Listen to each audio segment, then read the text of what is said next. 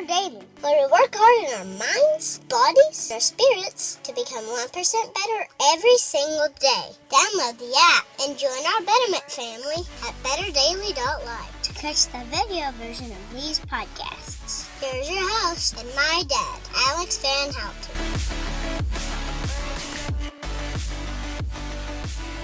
What's up, Betterment family? This is Alex Van Houten in Better Daily Live, and today you can call me Coach because today is Flex Friday, and we're going to be going through a movement, and a movement today is the burpee, B-U-R-P-E-E. Not really sure why they call it a burpee, maybe because if you do enough of them, you want to throw up.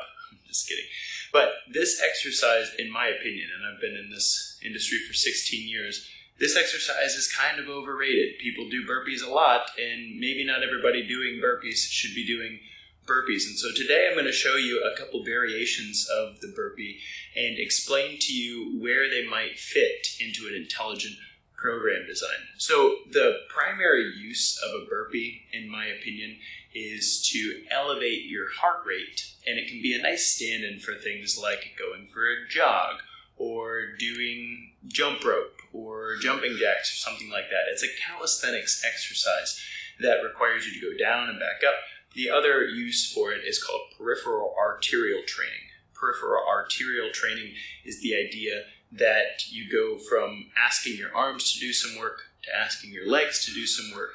And when you swap between the two, it's actually asking your peripheral arteries to do some work, moving blood throughout the body. And so it is very cardiovascularly taxing. Now, the dangers of the burpee, honestly, it's a high-impact exercise. So if you have joint issues, then you might want to go with some of the regressions that I show you today, because the burpee does require you to be able to jump back, to jump up, and it can be a lot of impact on the knees and ankles and lower back. And so when I was working with a client recently that he's been doing a lot of burpees in his pursuit for weight loss, and we did a couple squats and we did a couple jump squats, and I was like, buddy, you don't need to be doing burpees. Like, stop that. Let me show you a variation, and you stop doing burpees. That's why your knee hurts.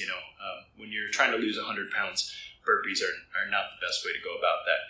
Good morning, Kat. Good morning, KT. Good to see you guys this morning. So the burpee, the actual core of the movement looks like this. I'll show it to you. You come down to a push-up position, you jump back, and then you perform a push-up, and then you jump up, and then you perform a squat jump, and that's one.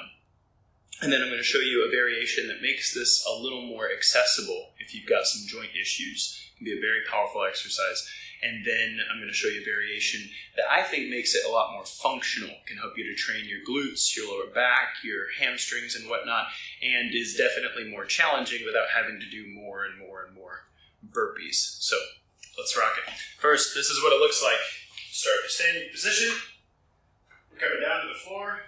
Jump back. Perform a push-up. Jump it up. And give me a jump. That's one.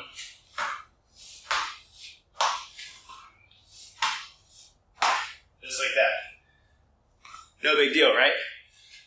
The problem, again, you see all the impact there, and I'm working really hard to make it smooth, but for many people, that's a very jolting exercise, super hard on the joints. So I'm going to show you regression if you have some joint issues that you're working through, and you still want to use the burpee as a way to get the heart rate up and a way to train your peripheral arteries. Basically, what we're going to do is instead of jumping back, we're going to step back. And instead of jumping up, we're just going to put our hands over our head. And we're not going to perform a push-up in between. So that looks like this. We're here. Put the hands down. Step it back. Step it up. Hands overhead.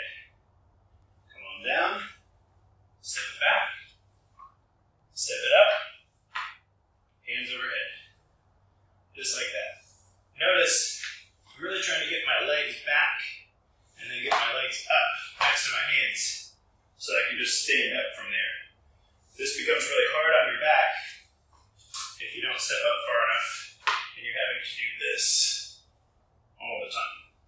So that's a regressed version of the burpee. It's a lot less impactful on the joints, and it can still get your heart rate up, and it can still train those peripheral arteries. And so it's a great exercise. Plus, being able to get down and up off of the ground is a very important functional movement.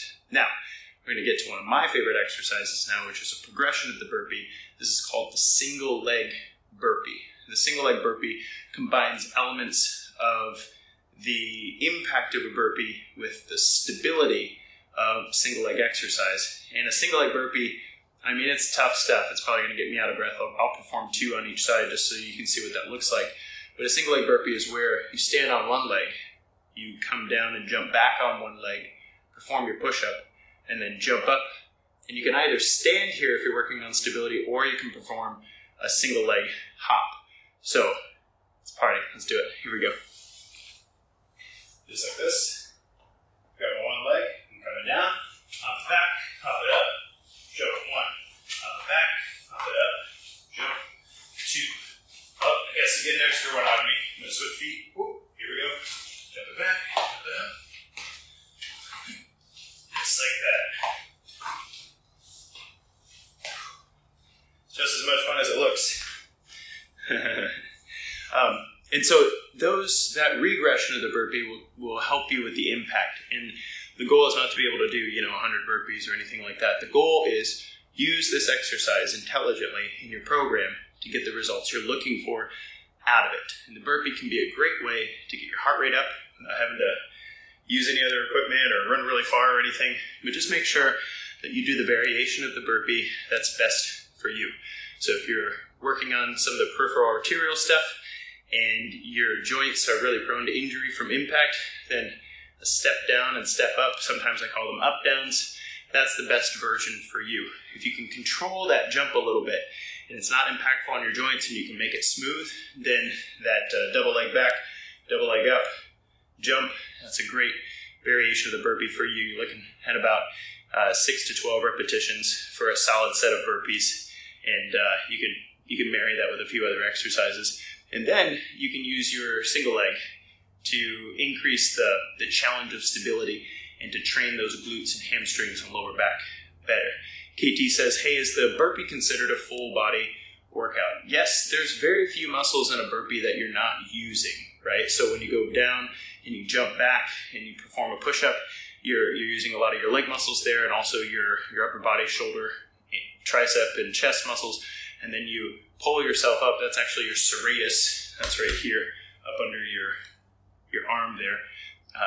And your lats work a little bit to do that as well. And then you jump up. That's obviously legs.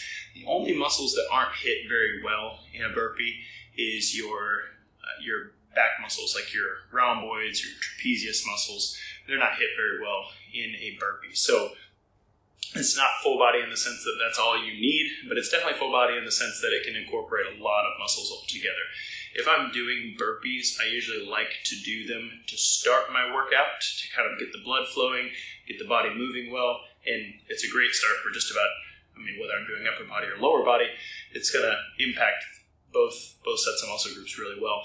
And I also like to use it at the end of a workout for like a finisher. So if I'm doing like a quick circuit like TRX row, squat jumps, burpees, and maybe 7 minutes all the way through that circuit, that's a good way to incorporate them as well. Great question, and thanks. So that is the burpee for Flex Friday in Better Daily Live. Thank you guys for joining me. I hope that you all have a fantastic weekend, and I'll join you again for Mindset Monday soon. This has been Alex Van Houten in Better Daily Live. Until next time, it's just 1%. You got this.